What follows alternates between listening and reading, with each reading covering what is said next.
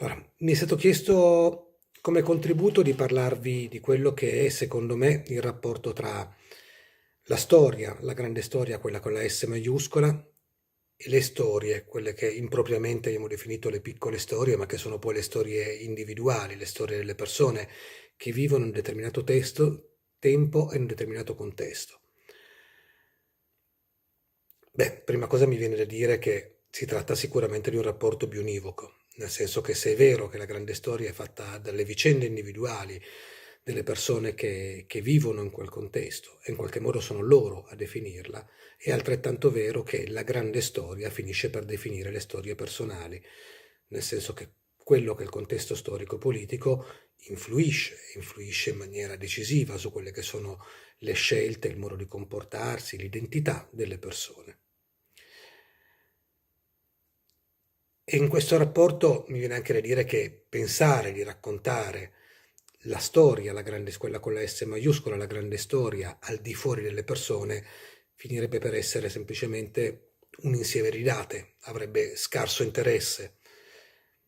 D'altro canto, è possibile pensare di raccontare la storia di una persona o di un personaggio al di fuori del tempo in cui questo è vissuto, in cui la sua avventura reale o di finzione si svolge, anche se lo fosse mi viene a dire che sarebbe di scarsissima importanza e di scarsissima rilevanza. Per fare un esempio, potremmo pensare di raccontare il nazismo come la fredda cronaca dei numeri, un esercizio di contabilità. Tot morti nelle battaglie, tot morti nella popolazione civile e poi tutte le vittime dello sterminio, dei genocidi. Sarebbe già abbastanza terribile così. Ma ecco che quando poi la narrazione arriva come narrazione delle persone che hanno vissuto il nazismo, pensiamo al celeberrimo diario di Anna Frank,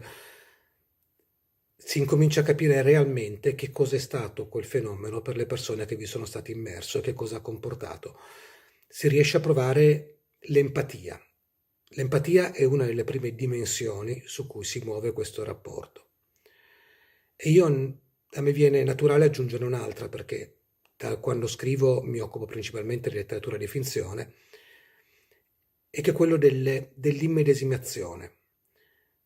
Ecco, la letteratura di finzione calata, quindi personaggi immaginari, ma calati in un contesto storico reale, permettono alle persone che li leggono